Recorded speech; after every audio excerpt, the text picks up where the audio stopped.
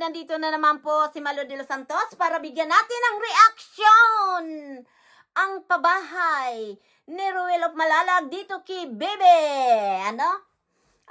Ito nga mga kapatid, natapos na po nga yung ribbon cutting ni Bebe. Talaga naman, yung nanay ni Bebe, grabe po talagang emosyon at napakasaya po talaga niya na yung saya niya po talagang agulhol ng iyak. Di ba po? Na siyempre nga po naman, sino ba naman ang hindi mapapaiyak po na wala kang ginastos kahit isang sentimo. Pero mayroon kang kagandang bahay. Ano po mga kapatid? Grabe. Di ko po inaasahan na grabe po talaga. Amazing talaga po. Marami po silang napapabahayin. Akalain nyo po mga kapatid. Nung makita si Dudong, grabe po talaga ang pagyapos niya. Dahil po, wala akong ibang nakita pong beneficiary ni Dudong na talagang ganun ka-emosyon na talaga naman po yung iyak niya na akalain mo, sino ba naman ang hindi mapapaiyak? May bahay ka na, may mga gamit ka pa, di ba? Nawala na sila, natutulog na lang sila sa malambot na igaan. Tingnan mo, hindi nila po yun makikita na sino man nga naman mag-aakala na parang panaginip na lahat kumpleto na po. Di ba po? Napakaganda po yung bahay, na magkaroon ka na po ng kumpleto. Wala tayong masasabi. Sa kusina, lutuan, igaan, at may Christmas tree pa, mga kapatid. Di ba? Tamang-tama ngayon na Pasko. Talagang iba talaga po ang Rochelle Community. Palakpakan po natin ang mga Rochelle Community at ang mga sponsor po na nagmamahal kay Dudong. Iyan po ay mga sakalam. At inggit sa lahat po, tayo ay magpapasalamat kay Ruel of Malalag dahil po sa kanya ay ginamit po siya ni Lord para po maabot po ang tulong ninyo na hindi po naaabot ng gobyerno. Iyan po ay mga kasamahan ni Ruel of Malalag at ang community ng Rochelle, mga kalangga. Di ba po?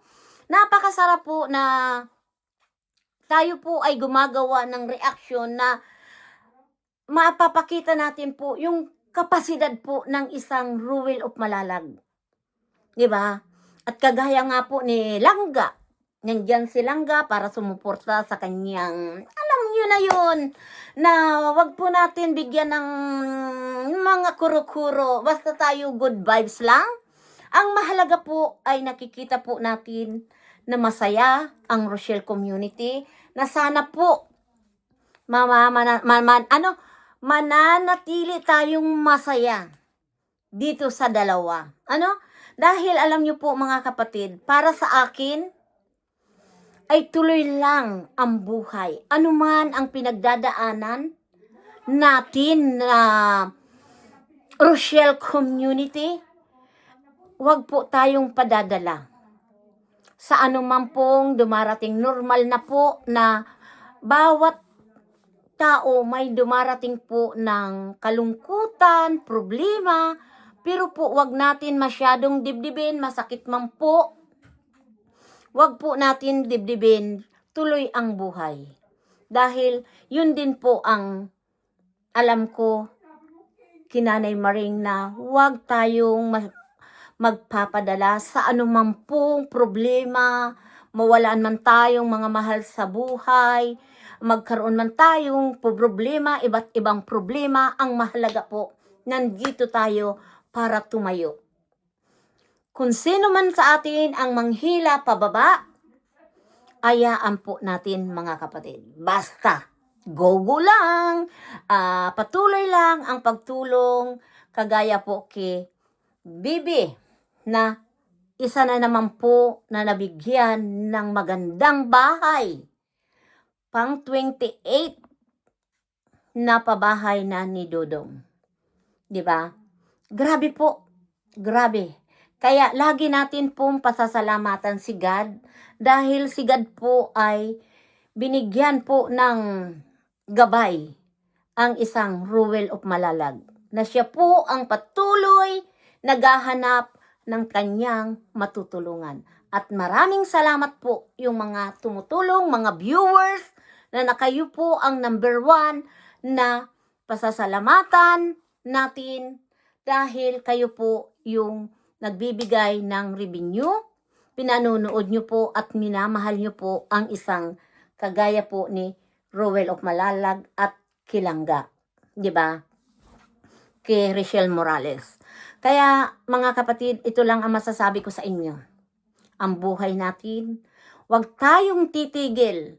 Ano man po ang ibato sa atin na mga basher, mga issue na iyan, huwag natin silang papansinin dahil po makakasira yan. My own experience, mga kapatid. Ang mahalaga, mga kapatid, nakakatingin tayo ng diretso sa tao.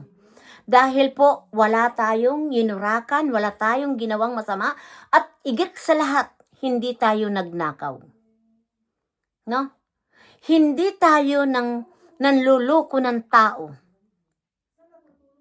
Yun ang napakaganda. Kaya, ang masasabi ko lang, sama-sama tayong tumakbo.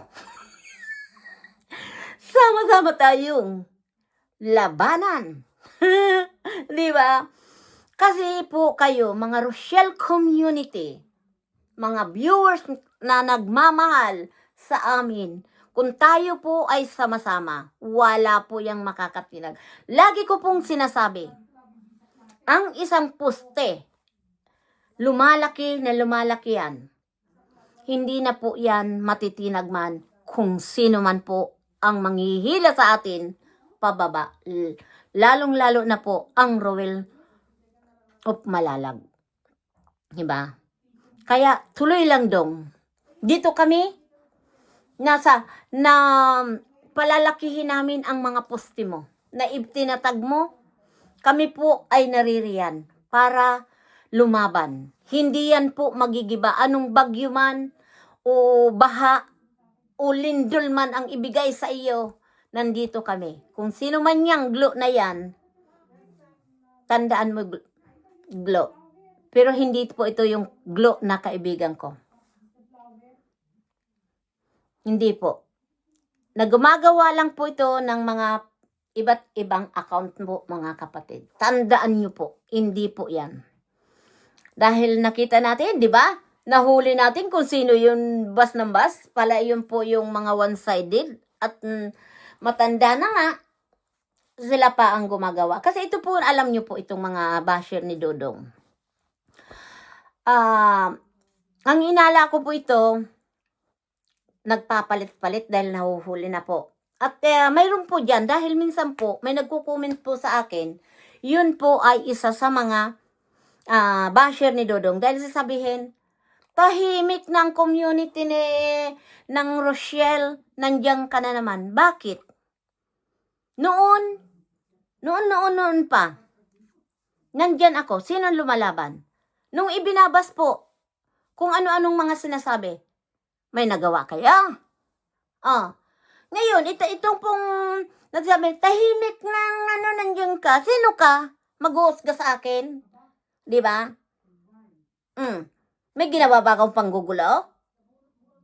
Kaya alam niyo po, mga kapatid, tayo po ay may kanya-kanyang mga opinion. May respeto tayo sa isa't isa. Iyon dapat ang panatiliin natin, yung respeto.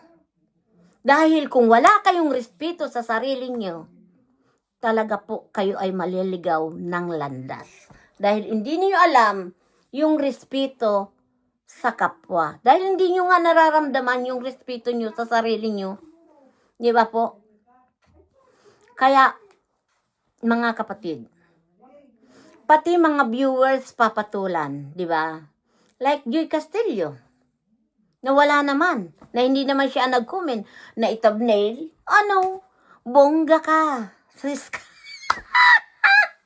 Alam mo, Joy, viewers ka lang na nagsusuporta dito sa community, ng Rochelle community. Yan talaga ay die heart talaga yan.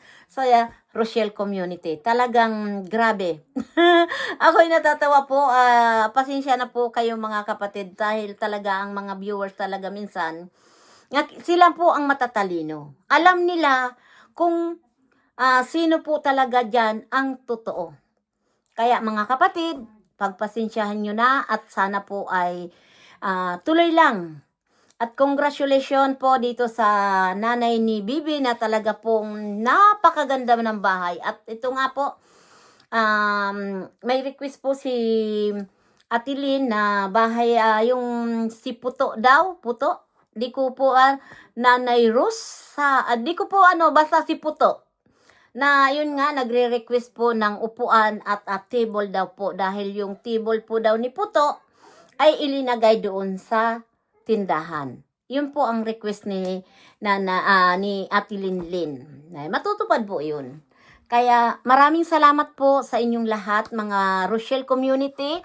Ako po ay nagsisumamo at labis ako nagpapasalamat sa inyo na sana po ay suportahan din po natin si Daddy Frankie po. Dahil isa po yan sa mga sinusuportahan ko po na community para po ay tayo po ay tumulong dahil po sa mga depresyon pong mga tinutulungan po ni Daddy Frankie. Kaya po ako ay nagsusuporta at grabe po ang awa ko po sa mga nadidepress po dahil ako po ay nakapag-alaga po ng may mga depression na matatanda. Kaya ako'y nagmamakaawa po na suportahan po natin si Daddy Frankie. At ako pa minsan po gumagawa tayo ng video. Suportahan nyo rin po ako doon. At para po ay marami malawak tayong masuportahan. At ako regular akong supporter ni Dodong. Nandyan ako sa community ni Dodong at talagang kahit kailan po laban-laban lang po at maraming salamat talaga po sa inyong lahat.